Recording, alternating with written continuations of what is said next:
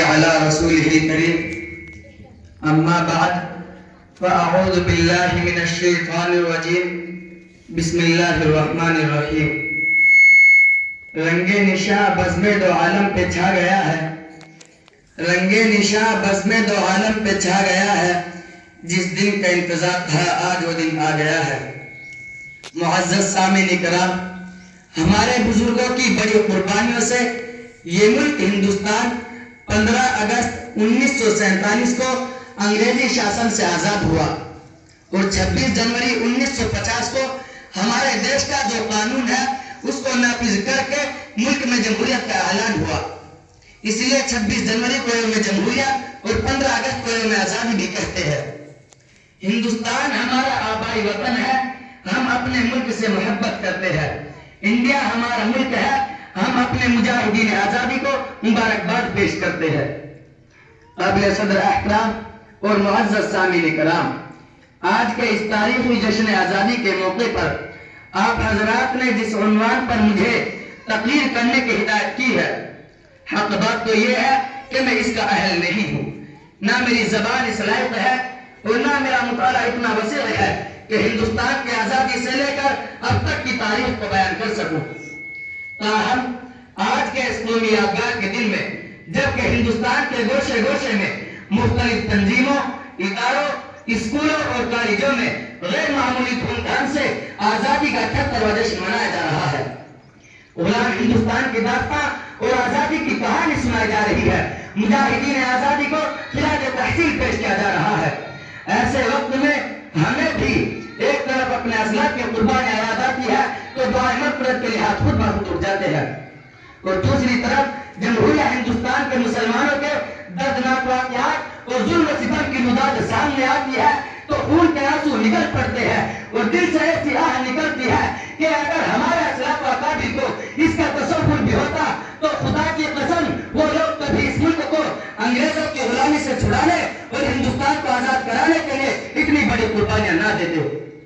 اگر انہیں معلوم ہوتا کہ اس ہندوستان میں مسلمانوں پر ایسا دن بھی آئے گا کہ مسلمان آزادی کی جگہ انگریزوں کی غلامی ہی کو پسند کریں گے تو وہ لوگ کبھی شمشیر و برہنہ لے کر میدان جہاد میں نہ نکلتے.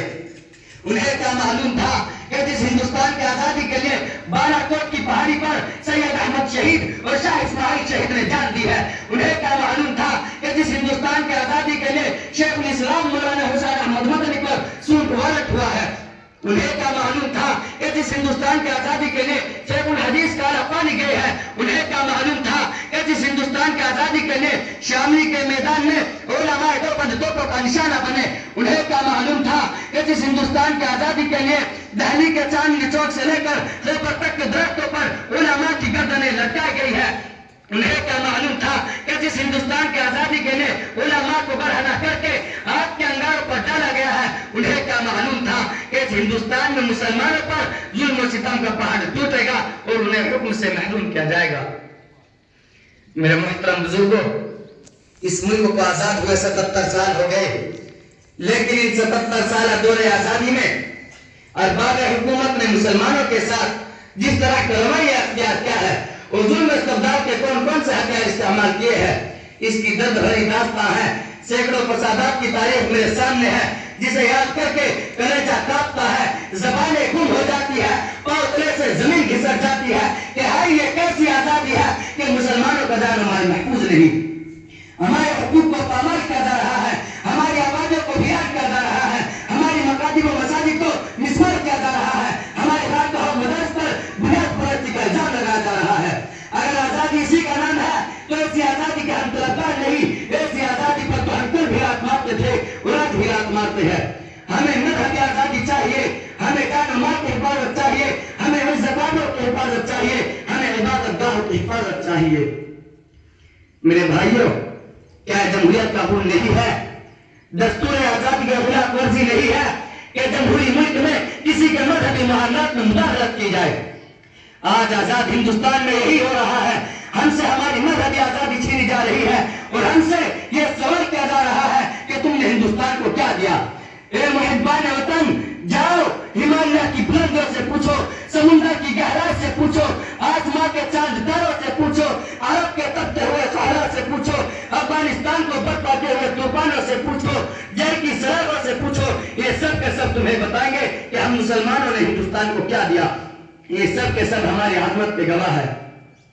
میرے بھائیوں، مولانا حسین احمد مدنی سے جب انگریز نے کہا کہ حسین احمد کیا تو نے فتویٰ دیا ہے کہ انگریز کی فوج میں بھرتی ہونا حرام ہے، تو فرمایا ہاں آج بھی میرا یہی فتویٰ ہے اور میں فتوے دیتا ہوں جب تک حسین کے منہ میں زبان باقی ہے، سینے میں قرآن باقی ہے، میں فتوے دیتا رہوں گا کہ انگریز کی فوج میں بھرتی ہونا حرام ہے، حرام ہے۔ مولانا علی جوہر قدموں میں گر پڑے، کہا کہ حضرت بیان بدل دو۔